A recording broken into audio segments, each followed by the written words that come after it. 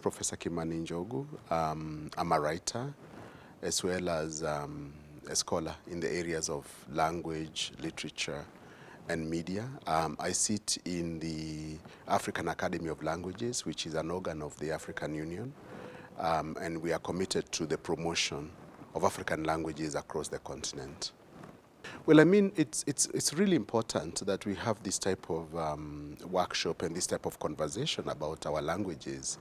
You know, one will appreciate that languages are really part of our rights as human beings.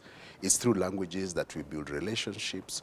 It's through languages that we create cultures. It's through languages that we, you know, invest in knowledge and utilize the knowledge for, you know, for production and securing of livelihoods.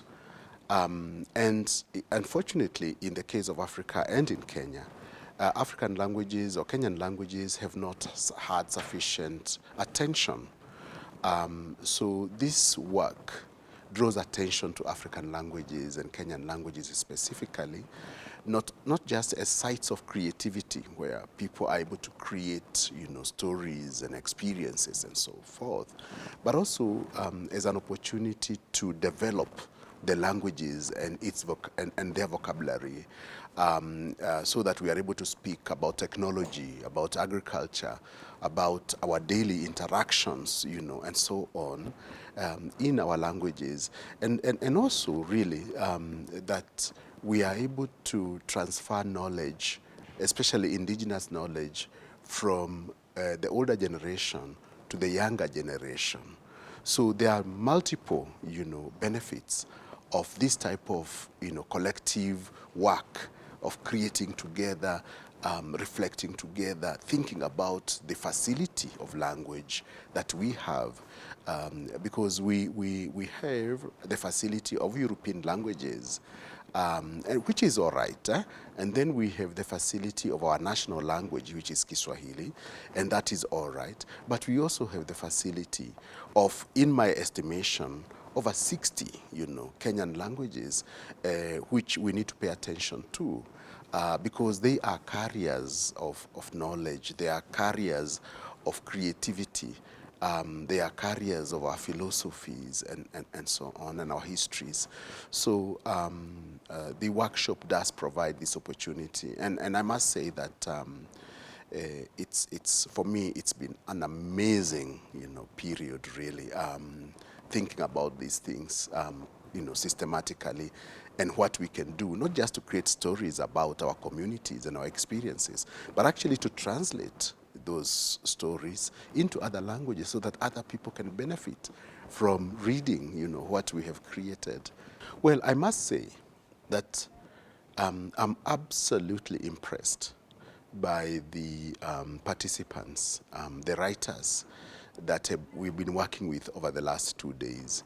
They have been very driven, very passionate, very committed to learning, you know.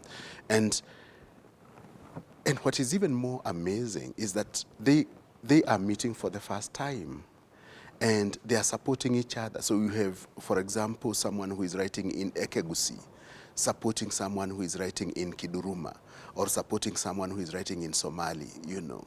And this type of collaborative creation and collaborative solution seeking on matters of language has been really, really impressive for me.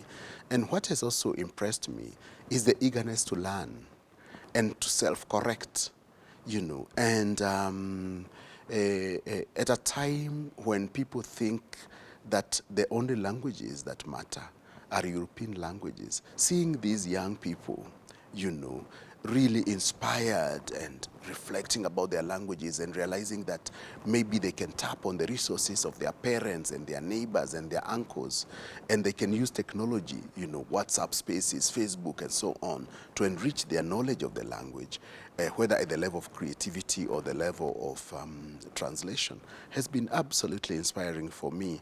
And I must also say that the recognition of the potential to write and to craft a career as creative writers and also as translators is also very, very good. So they are seeing this not just as as a moment to workshop, but also as a moment to craft a pathway to future knowledge and future sharing, and even career, a career path for them.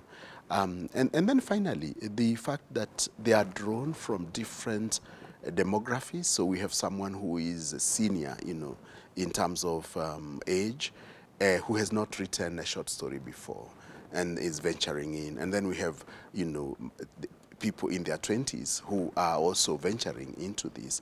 So in terms of the age difference, very, very commendable.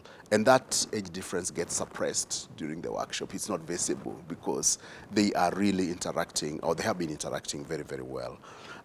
But also the diversity in terms of their ethnic background. So we have people who work within the pastoralist space, and those who work in farming, and those who have never touched either a hoe or a panga or whatever, because they've grown up in an urban space, all working together as a community.